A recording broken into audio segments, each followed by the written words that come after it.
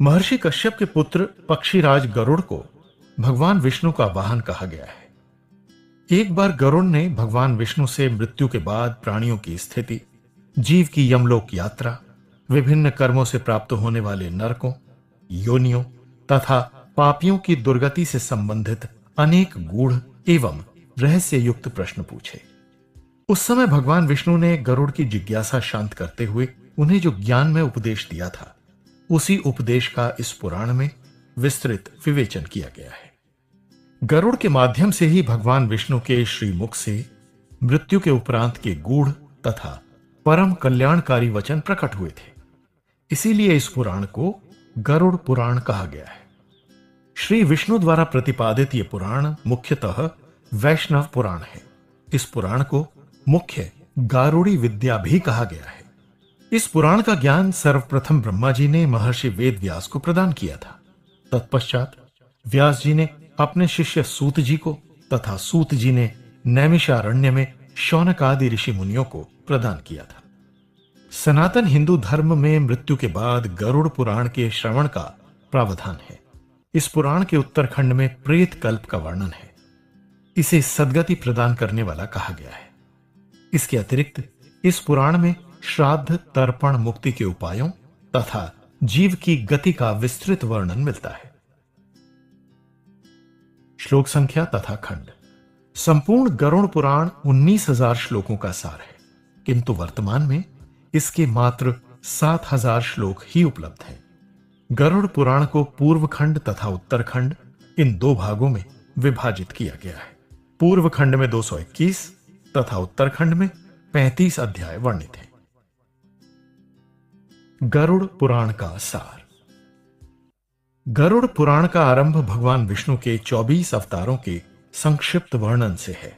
इसके बाद इसमें नीति के सार तत्व, आयुर्वेद, गया तीर्थ के महात्म्य, श्राद्ध की शास्त्रोक्त विधि, भगवान विष्णु की दशावतार लीलाओं का विस्तृत विवेचन किया गया है।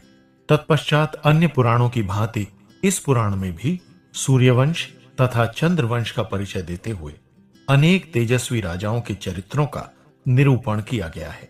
इसके अतिरिक्त इसमें कुछ अन्य महत्वपूर्ण वंशों का भी वर्णन मिलता है। इस पुराण में मनु से सृष्टि की उत्पत्ति, ध्रुव चरित्र, द्वादश आदित्यों की कथा, विष्णु कवच स्तोत्र, गारुड़ी विद्या, सूर्य आदि नवग्रहों के मंत्र, शिव शिवा के मंत्र, इंद्रादि देवताओं के मंत्र, सरस्वती मंत्र, उनकी 9 शक्तियों का वर्णन, विष्णु दीक्षा की विधि, नव व्यूहों की पूजन अर्चन विधि, विष्णु सहस्र नाम तथा त्रिपुरा देवी के मंत्र का उल्लेख किया गया है। गरुड़ पुराण में रत्नसार ग्रंथ की विवेचना करते हुए बल नामक दैत्य द्वारा देवताओं को पराजित करने तथा देवताओं की प्रार्थना पर दैत्य बल द्वारा रत्नों के भंडार प्रकट होने की कथा का वर्णन है। इसी संदर्भ में विविध रत्नों व मणियों के लक्षणों का विस्तृत निरूपण किया गया है। ज्योतिष शास्त्र, सामुद्रिक शास्त्र, बृहस्पति प्रोक्त नीति शास्त्र, धर्म शास्त्र, स्वरोदय शास्त्र, सर्प लक्षण, विनायक शांति, वर्णाश्रम धर्म, विविध व्रत उपवास, अष्टांग योग, आयुर्वेद, पतिव्रत धर्म के महात्म्य तथा भगवान विष्णु के जप, तप, कीर्तन एवं पूजन विधियों का विस्तृत वर्णन गरुड़ पुराण की अन्य महत्वपूर्ण विशिष्टताएं हैं। गरुड़ पुराण के प्रेतकल्प में उत्तरखंड के समस्त 35 अध्याय सम्मिलित हैं। इसके अंतर्गत जीव की यमलोक यात्रा का वर्णन करते हुए विभिन्न पापों के फल स्वरूप मार्ग में होने वाले कष्टों तथा यमदूतों द्वारा दी जाने वाली यातनाओं का चित्रण किया गया है। इसी संदर्भ में यमपुरी के स्वरूप का निरूपण करते हुए वहां प्राणियों के शुभ अशुभ कर्मों को बताने वाले धर्मध्वज, चित्रगुप्त तथा धर्मराज के कार्यों तथा पाप कर्मों के आधार पर भोगे जाने वाले विभिन्न नरकों का चित्रण किया गया है। गरुड़ पुराण के अनुसार यमलोक में 84 लाख नरक होते हैं, जिसमें किए गए दुष्कर्मों के आधार पर प्राणी को घोर यातनाएं भोगनी पड़ती हैं। इस पुराण में मनुष्य द्वारा किए गए पाप कर्मों तथा उनके प्रतिफल के रूप में मिलने वाले नरकों को इस प्रकार से स्पष्ट किया गया है। नरक पाप कर्म। तामिश्र, जो व्यक्ति दूसरों के धन, स्त्री और पुत्र का अपहरण करता है, उस दुरात्मा को तामिस्र नामक नरक में यातना भोगनी पड़ती है। इसमें यमदूत उसे अनेक प्रकार के दंड देते हैं। अंध तामिस्र, जो पुरुष किसी के साथ विश्वासघात कर उसकी स्त्री से समागम करता है, उसे अंध तामिस्र नरक में घोर यातना भोगनी पड़ती है। इस नरक में वो नेत्रहीन हो जाता है। रौरव, जो व्यक्ति किसी के प्रति हिंसा करते हैं, वे रुरु कथक भयंकर जीव बनकर रौरव नरक में गिरकर घोर पीड़ा पाते हैं। कहते हैं कि रुरु नामक जीव सर्प से भी भयंकर होता है। महारौरव, महारौरव नरक में मांस खाने वाले रुरु जीव प्राणियों को पीड़ा देते हैं। कुंभीपाक, पशु पक्षी आदि जीवों को मारकर पकाने वाला मनुष्य कुंभीपाक नरक में गिरता है। यहां यमदूत उसे गर्म तेल में उबालते हैं। कालसूत्र, पिता और ब्राह्मण से वैर करने वाले मनुष्य को कालसूत्र नामक नरक में स्थान मिलता है। इस नरक में उसे सूर्य तथा अग्नि के प्रचंड ताप से जलाया जाता है। असिपत्र, वेदों के बताए मार्ग से हटकर पाखंड का आश्रय लेने वाले मनुष्य को असिपत्र नामक नरक में कोड़ों से मारकर दुधारी तलवार से उसके शरीर को छेदा जाता है। शूकरमुख, अधर्म पूर्ण जीवन यापन करने वाले या किसी को शारीरिक कष्ट देने वाले मनुष्य को शूकरमुख नरक में गिराकर ईख के समान कोल्हू में पीसा जाता है। अंधकूप, दूसरे के दुख को जानते हुए भी उसे कष्ट पहुंचाने वाले व्यक्ति को अंधकूप नरक में गिरना पड़ता है। यहां सर्प आदि विषैले और भयंकर जीव उसका खून पीते हैं। कृमि भोजन, भोजन बनाकर उसे अकेले खाने वाले प्राणी कृमि भोजन नामक नरक में गिरकर कृमि या कीड़ा बनते हैं तथा भयंकर पीड़ा भोगते हैं। संदंश, धन चुराने या जबरदस्ती छीनने वाले प्राणी को संदंश नामक नरक में गिरना पड़ता है, जहां उसे अग्नि के समान संतप्त लोहे के पिंडों से दागा जाता है। तप्त सुरमी, जो व्यक्ति जबरन किसी स्त्री से समागम करता है, उसे तप्त सूर्मी नामक नरक में कोड़े से पीटकर लोहे के तप्त खंभों से आलिंगन करवाया जाता है। शालमली, जो पापी व्यक्ति पशु आदि प्राणियों से व्यभिचार करता है, उसे शालमली नामक नरक में गिरकर लोहे के कांटों के बीच पिसकर अपने कर्मों का फल भोगना पड़ता है। वैतरणी, धर्म का पालन न करने वाले प्राणी को वैतरणी नामक नरक में रक्त, हड्डी, नख, चर्बी, मांस आदि अपवित्र वस्तुओं से भरी नदी में फेंक दिया जाता है। पुयोद, सदाचार से विमुख होकर पशुवत व्यवहार करने वाले प्राणी को पुयोद नरक में रहकर मल, मूत्र, कफ, रक्त इत्यादि अवशिष्ट वस्तुओं को खाना पड़ता है। प्राणरोध, मूक प्राणियों का शिकार करने वाले लोगों को प्राणरोध नामक नरक में तीखे बाणों से छेदा जाता है। विशसन, जो मनुष्य यज्ञ में पशु की बलि देते हैं, उन्हें विशसन नामक नरक में कोड़ों से पीटा जाता है। लाला भक्ष, कामावेग के वशीभूत होकर सगोत्र स्त्री के साथ समागम करने वाले पापी व्यक्ति को लाला भक्ष नरक में रहकर वीर्यपान करना पड़ता है। सार में यादन, धन लूटने वाले अथवा दूसरे की संपत्ति नष्ट करने वाले व्यक्ति को सार में यादन नरक में गिरना पड़ता है, जहां सारमेय नामक विचित्र प्राणी उसे काट काट कर खाते हैं। अवीची, दान एवं धन के लेन देन में साक्षी बनकर झूठी गवाही देने वाले व्यक्ति को अवीची नरक में पर्वत से पथरीली भूमि पर गिराया जाता है और पत्थरों से छेदा जाता है। अयहपान, मदिरापान करने वाले मनुष्य को अयहपान नामक नरक में गिराकर गर्म लोहे की सलाखों से उसके मुंह को छेदा जाता है।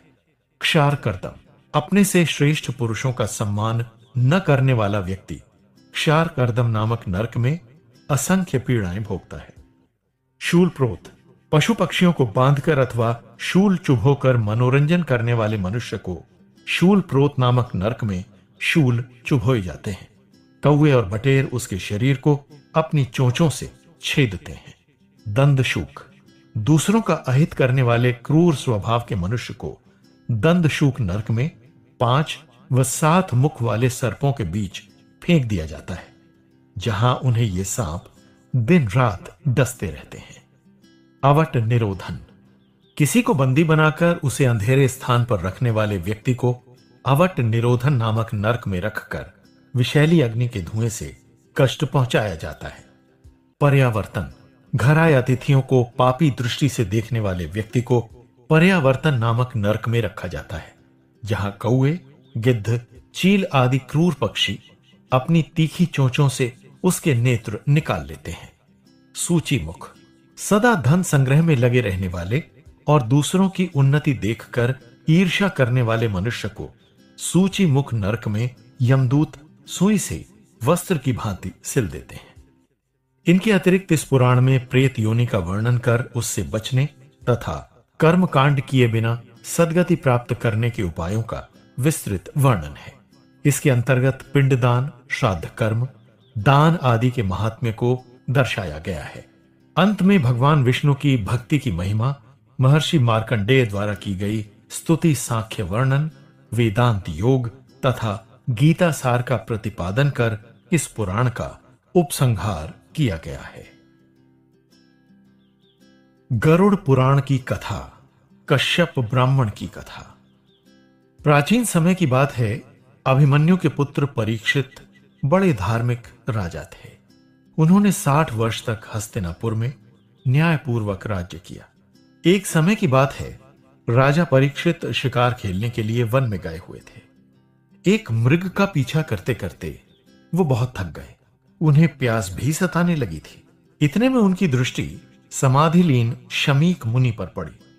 परीक्षित ने आतुर होकर उनसे जल मांगा, किंतु मुनि मौन धारण किए रहे।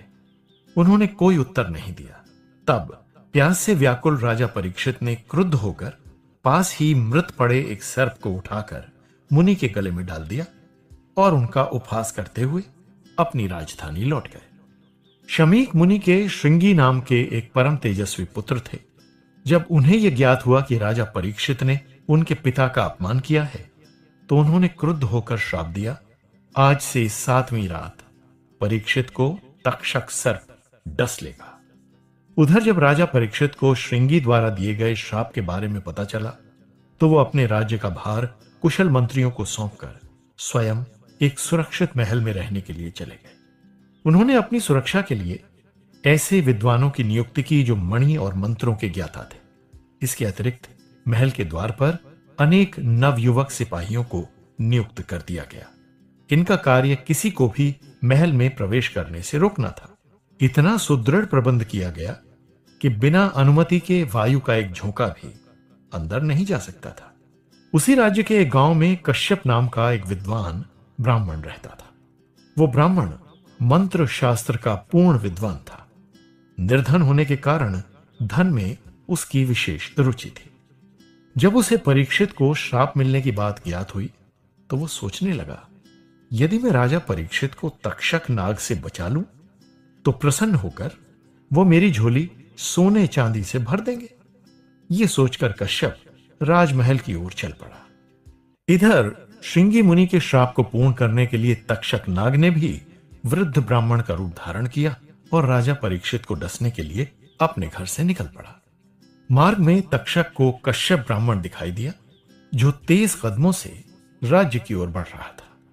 तब वृद्ध वेश धारण किए तक्षक ने जिज्ञासावश कश्यप ब्राह्मण को रोकते हुए पूछा, ब्राह्मण कुमार, इतनी उतावली से कहां जा रहे हो?